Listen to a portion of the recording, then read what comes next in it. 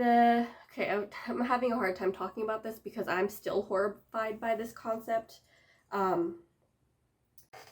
Hello, welcome back to my channel. I wanted to talk about one of my favorite books that I read in 2022, and that was Klara and the Sun by Kazuo Ishiguro.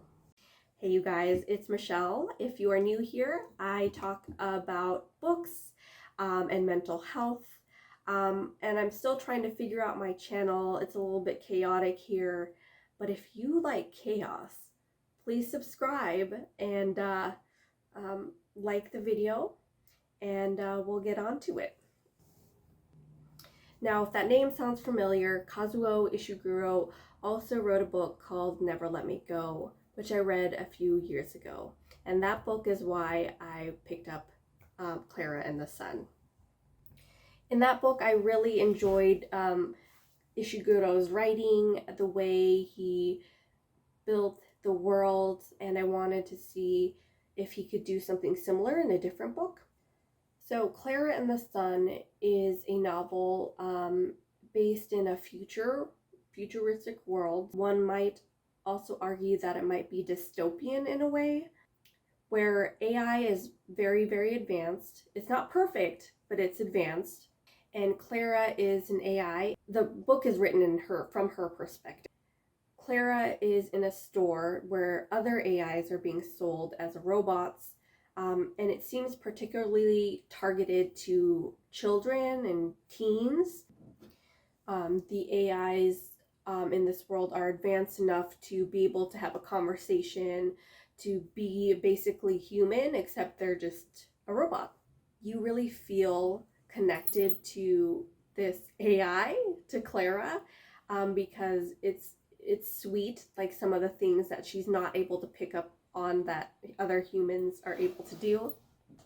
For instance, Klara always refers to Josie's mother as the mother.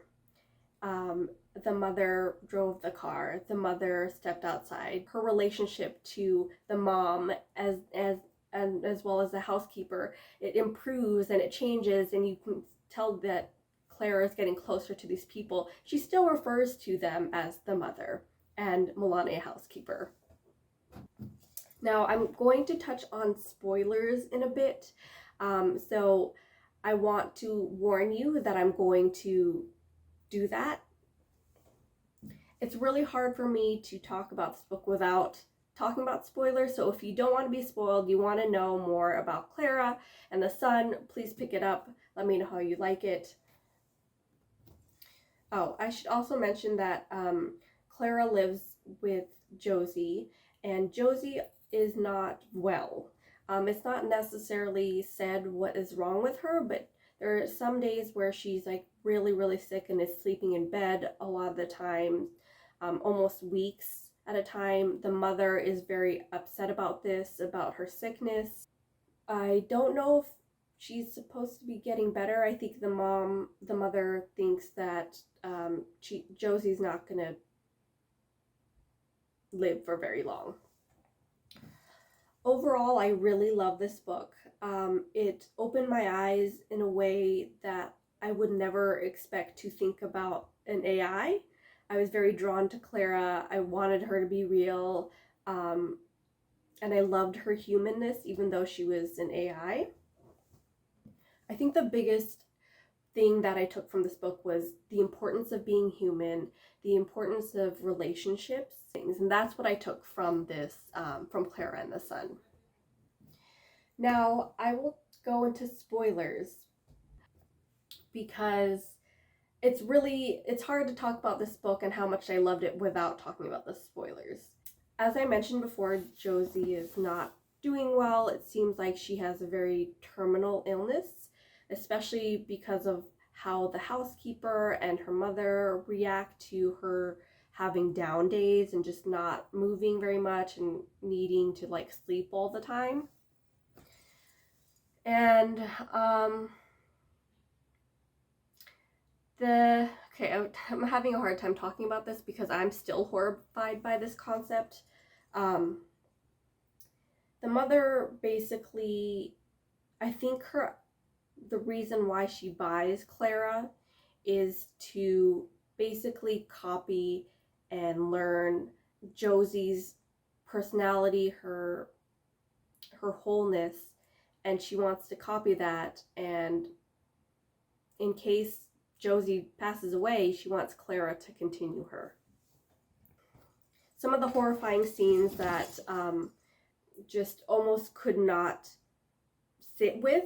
The first scene that I think of is when Klara is in the AI store, and Josie's mom comes to the store and is trying to decide whether or not she wants to get a specific AI in the store. And Josie's very drawn to Klara. And the mother basically asks Klara to recreate, can you recreate Josie's walk? Can you recreate the way my daughter walks? I believe Josie has a little bit of a limp, and Klara, so she walks like Josie, has a little limp, just recreates her walk. And this was the point in which the mother was like, okay, yeah, you're the one that I'm going to get for Josie. Ugh, this is so hard to talk about. This is so weird. It's such a weird concept, that an AI to replace a person. Another scene in the book that was very unsettling, when Josie is not having a good day. She's very sick. She really wants to go to this, I think, little hill. I think they called it like Martha's Point. I can't remember what it was called in the book. But she's unable to physically go there. So she asks Klara and her mother to go to that point. Klara, can you go with my mom to this point and enjoy it with her? So they go to this little hill and look out on the waterfall, and Klara and the mother have a conversation, and basically the mother asks Klara, hey, can you recreate Josie, like have her in your mind, and then like have a conversation with me like you're Josie? And of course, Klara like is obedient and pretends to be Josie and does it really, really well. And the mother is talking to Klara like she's talking to Josie. And this is another horrifying point. The fact that she was like testing her out to see if like she could feel if Klara could recreate her daughter. I kind of get the mother in a way, but I also was like the most angry at her in the book, because Josie had a sister. Her name was Cell, and Cell had similar symptoms as Josie and ended up passing away. And I think the mother expects that to happen with Josie as well. And I can't imagine that loss. I can't imagine losing a child and how that would feel, especially the second time around. So I think the mother went and bought Klara to make sure that she can capture her daughter in a way that hasn't ever been done before, and wants to keep her memory and her person alive. And I don't blame her for that. I just think it's a horrifying thing to, I'm not sure why it's horrifying. It just is to me that you're trying to continue somebody that is not, in a way that isn't human. I guess I can't explain it. Anyways, there is also another scene in this book that was also very unsettling.